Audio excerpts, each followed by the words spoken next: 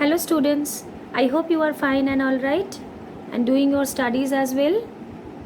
Last day we have discussed about the appearance of Industrial Revolution in England, France and Belgium.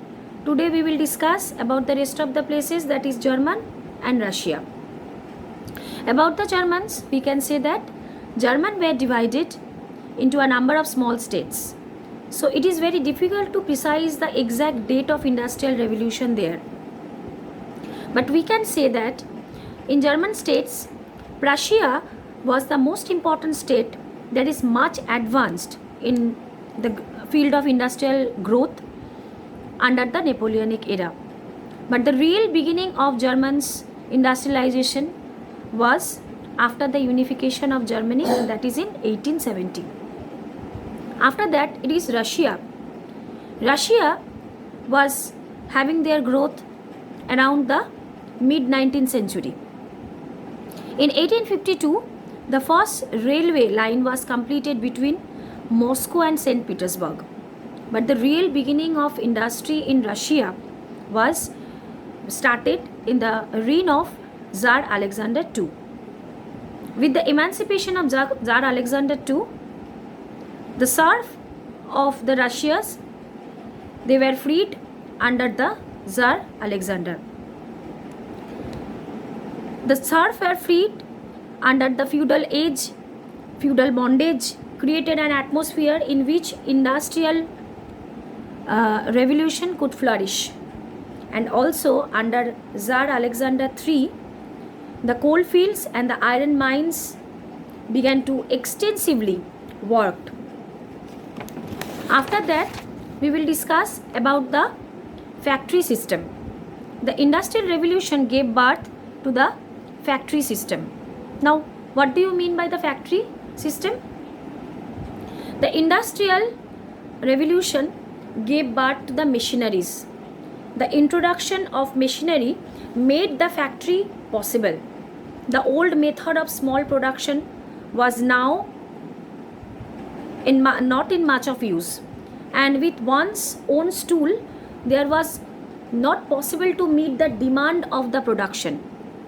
So the big mills and factory were established in the different places of England and the other countries all over the world.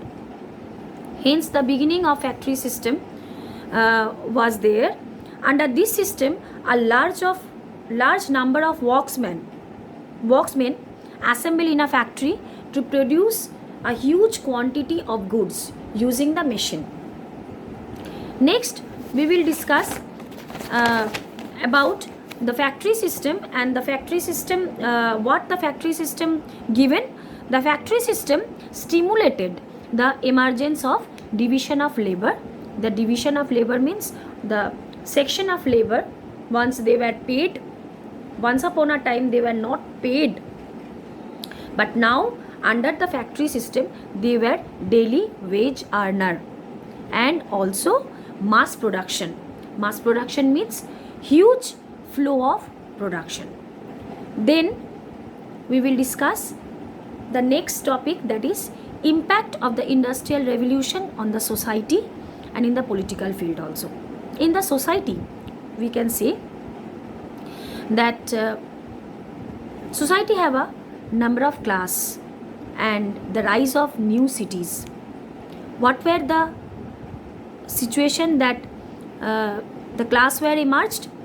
In England, where industrialization had its beginning and progress rapidly in the social consequences, where also gave birth to classes in the society. One is the bourgeoisie and other is the proletariat. Now, who were the bourgeoisie? Bourgeoisie were the middle class who were having the capital in their hand. And the proletariat, they were the people who had to work their own, and also they had to live their life in the hardship. The position of the industrial proletariat, on the other hand, was the extreme hardship.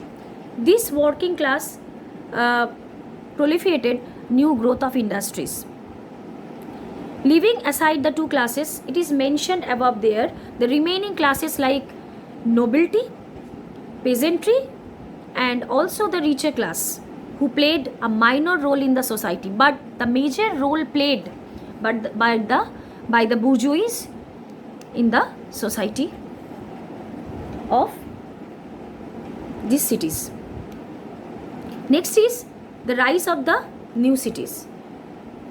The rise of the new cities, how it is happened, that the people who were walking in the urban areas, those who they were coming from the rural areas.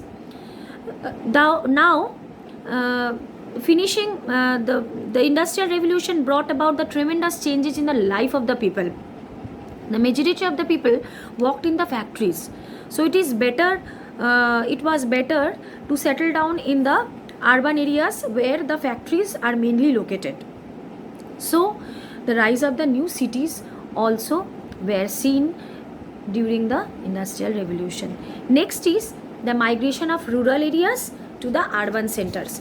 So we have already discussed why the people of urban areas, they were coming from the rural villages, and they are leaving their jobs at the field, and they are making their appearance in the big factories and mills. They are doing their job, and with the hardship they are earning their wages. So they are leaving their places in the rural areas and settle down in the urban areas.